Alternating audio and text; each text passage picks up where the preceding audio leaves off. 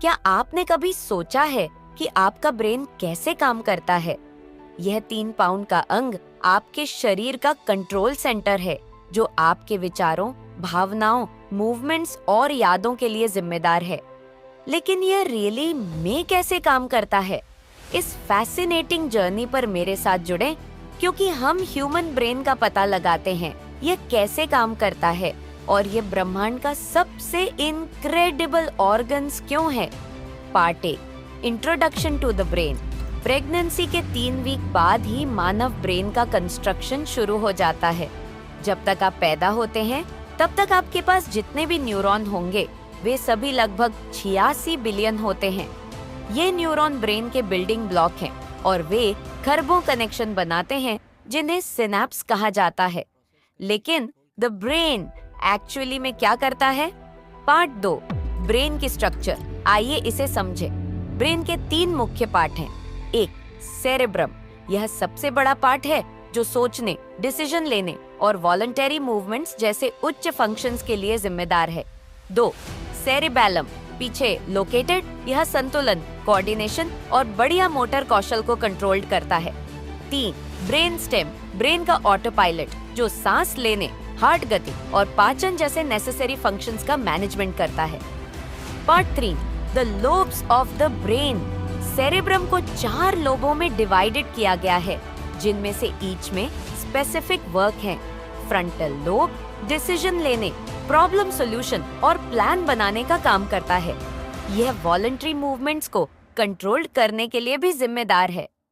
Parietal lobe स्पर्श, तापमान और दर्द जैसी सेंसरी जानकारी को प्रोसेस किया जाता है। टेम्पोरल लोब सुनने, भाषा की समझ और कॉमेमोरेशन स्टोरेज को संभालता है। ऑक्सीपिटल लोब विजन के लिए डेडिकेटेड, जो हमें जो दिखता है उसे समझने में मदद करता है।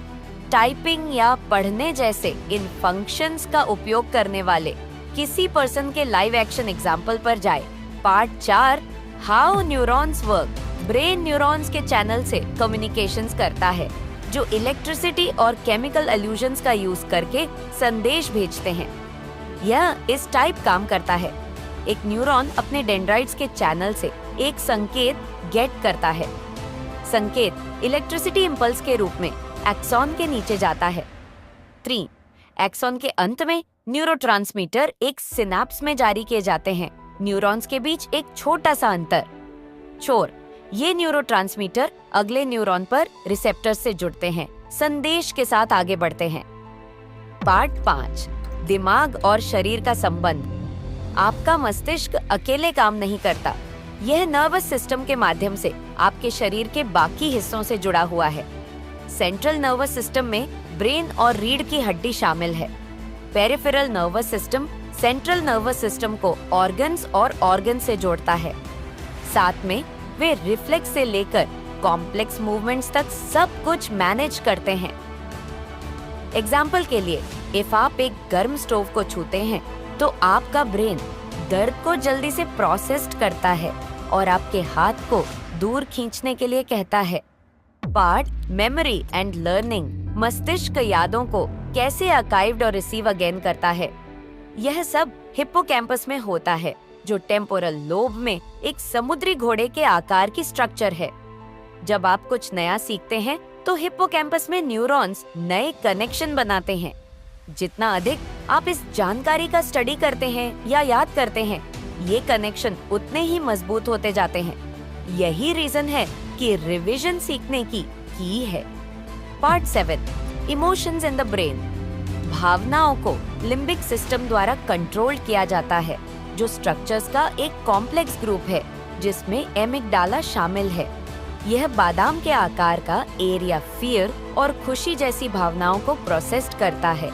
इस बीच प्रीफ्रंटल कॉर्टेक्स इन भावनाओं को रेगुलेटेड और एक्सप्लेनेशन करने में मदद करता है, जिससे आपको अपनी रिएक्शंस को मैनेज करने की कैपेसिटी मिलती है। क्या आप जानते हैं, डर जैसी प्रेडोमिनेंट इमोशंस लड़ो या भागो फीडबैक को ट्रिगर कर सकती हैं, जो आपके शरीर को खतरे पर फीडबैक करने के लिए तैयार करती हैं। Part 8, the brain and sleep. Sleepy brain के हेल्थ में इम्पोर्टेंट रोल निभाती है। नींद के दौरान आपका ब्रेन यादों को कंसोलिडेटेड करता है, टॉक्सिक सब्सटेंसेस को साफ करता है और अगले दिन के लिए रिचार्ज करता है। नींद के वेरियस स्टेजेस जैसे REM, rapid eye movement, creativity और इमोशनल प्रोसेसिंग के लिए नेसेसरी है। Part 9, the brain and technology. Technology में प्रोग्रेस के कारण हम ब्रेन के बारे में पहले से कहीं अधिक सीख रहे हैं।